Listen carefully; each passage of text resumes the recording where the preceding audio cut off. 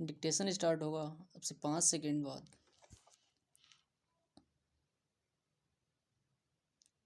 Start. वर्ष 2019 में घुसपैठियों की पहचान के उद्देश्य से असम में नेशनल रजिस्टर ऑफ सिटीजन्स की अंतिम सूची जारी की गई, जिसमें 19 लाख से अधिक लोगों को बाहर कर दिया गया।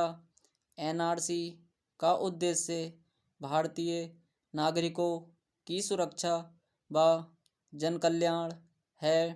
फिर केवल असम में इसे लागू करने से 19 लाख से अधिक लोग बाहर हो गए। यदि इसे पूरे देश में लागू किया गया तो करोड़ों लोगों का भविष्य अंधेरे में चला जाएगा। इससे अंतर्राष्ट्रीय स्तर पर हमारी मानवीय छवि पर भी प्रतिकूल प्रभाव पड़ सकता है। राष्ट्रीय नागरिक रजिस्टर एक ऐसा दस्तावेज है जिससे पता चलता है कि कौन भारतीय नागरिक और कौन नहीं। जिस व्यक्ति का इस रजिस्टर में नाम नहीं होता है उसे अवैध नागरिक माना जाता है। इस रजिस्टर का मुख्य उद्देश्य होता है भारत में अवैध रूप से रह रहे अप्रवासियों, विशेषकर घुसपैठियों की पहचान करना। भारत में असम ही एक ऐसा राज्य है जिसके पास राष्ट्रीय नागरिक रजिस्टर है, जिसे वर्ष 1951 की जनगणना के पश्चात तैयार किया गया था। एनआरसी वर्ष 1947 में एक तरफ भारत को आज़ादी मिली तो दूसरी तरफ भारत का विभाजन भी हो गया।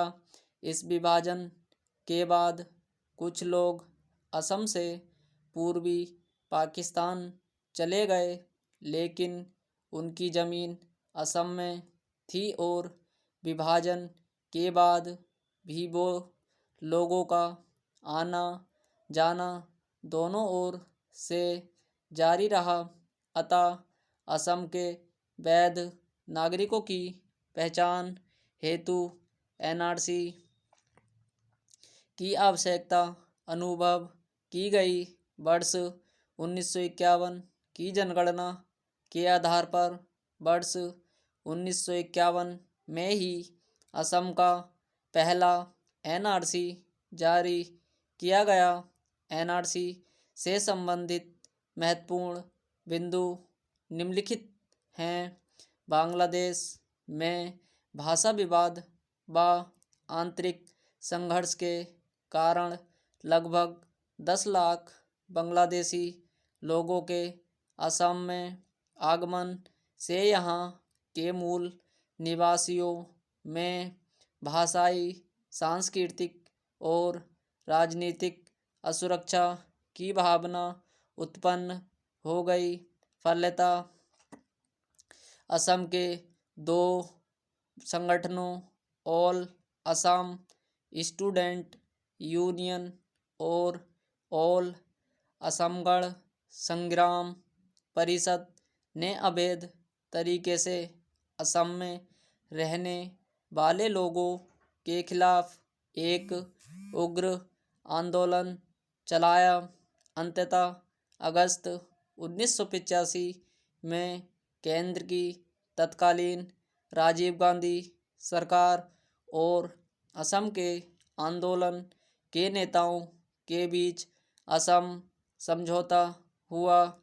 असम समझौते के अंतर्गत वर्ष 1951 से 1961 के बीच असम आए हुए सभी लोगों को पूर्ण नागरिकता और वोट देने का अधिकार दिया गया। स्टॉप।